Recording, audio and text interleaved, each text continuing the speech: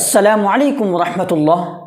Today's video is so important because I'm gonna to discuss just a new topic, that is learn English language with text and context.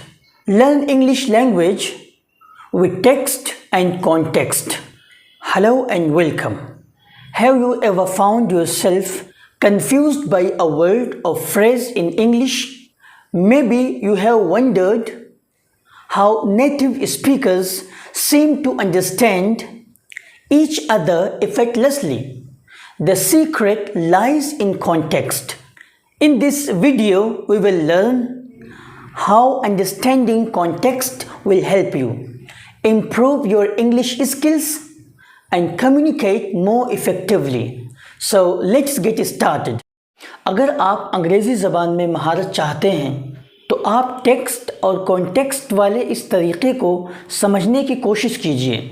ये तरीक़ा आपके अंग्रेज़ी ज़बान सीखने के सफ़र को आसान कर देगा, इसलिए कि हम जब कोई वर्ड या सेंटेंस यूज़ करते हैं तो वो रिटन और स्पोकन टेक्स्ट की फॉर्म में होता है, उसी को हम टेक्स्ट कहते हैं। इस हालत या पस मंज़र में हम इस टेक्स्ट का यूज़ करते हैं, उसको कॉन्टेक्स्ट कहते हैं। It means text refers to written और स्पोकन सेंटेंसेस और words, while context refers to the situation, background or circumstances in which word or sentence is used to happens. अंग्रेज़ी ही नहीं बल्कि किसी भी ज़बान में महारत पैदा करने के लिए और उसमें सही और दुरुस्त गुफ्तगू कर पाने के लिए टेक्स्ट और कॉन्टेक्स्ट के गहरे रब्त से वाकिफ़ होना और उसको समझना ज़रूरी है। To learn not only English but any other language, understanding both text and context is crucial for clear communication and accurate interpretation.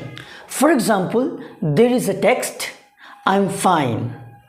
इस टेक्स्ट का कॉन्टेक्स्ट ये है, किसी से बहस मुबाहिसा हुआ या तीखी बातचीत हुई और फिर आप उससे उसकी खैरियत मालूम करते हैं कि are you okay, are you okay, क्या आप ठीक हैं? वो जवाब में कहता है आई एम फाइन। तो कॉन्टेक्स्ट की मदद से हम समझेंगे कि वो ठीक नहीं है।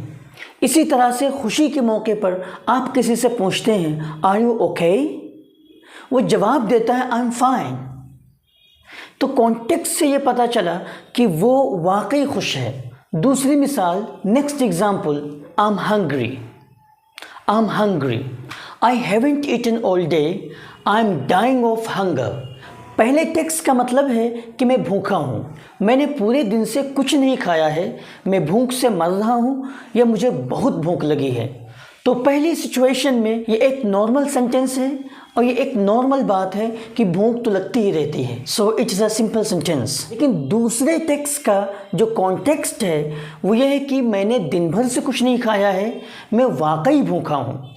It is a hyperbolic expression meaning extreme hunger, यानी वाकई खाना चाहिए, शिद्दत की भूख लगी है।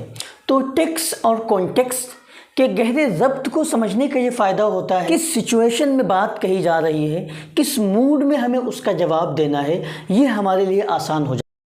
कॉन्टेक्स्ट को समझने का दूसरा बड़ा फ़ायदा ये है कि बाज़ दफ़ा एक वर्ड के कई मीनिंग्स होते हैं, तो कॉन्टेक्स्ट की मदद से उस वर्ड के स्पेसिफिक मीनिंग को हम आसानी के साथ समझ लेते हैं। Such as there is a word black, इसके कई मीनिंग्स हैं। It has a variety of meanings in different context. For example, he is wearing a black shirt, जिसका मतलब है वो काली शर्ट पहने हुए है। Black shirt simply means a shirt that is black in colour. I prefer black tea, I prefer black tea. यहाँ black का जो मीनिंग है वो है टी विदाउट मिल्क, ऐसी चाय जिसमें दूध ना हो।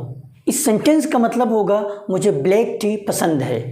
Next sentence, the future looks pretty black, the future looks pretty black, जिसका मतलब है मुस्तकबिल किसी हद तक तारीक लगता है।